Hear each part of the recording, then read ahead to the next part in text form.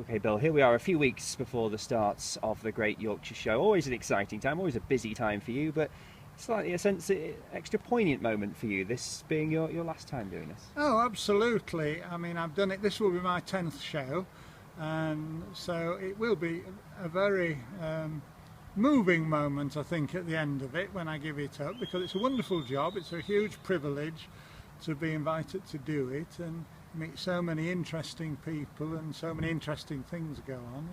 I'll miss it greatly.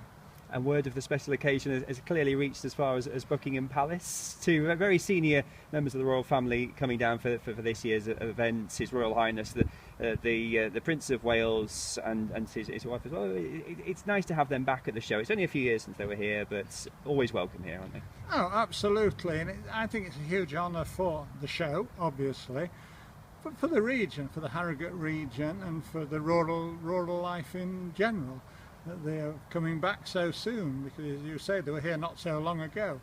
But they are so interested in rural life and farming that I think they enjoy their visits. In the times that you have welcomed them to the show in the past, what do you talk about? You say they show a real interest in what goes on here. What specifically do they ask you about? They will be very knowledgeable about what we are seeing as we're walking along, or what breeds of cattle are in the ring, or breeds of sheep.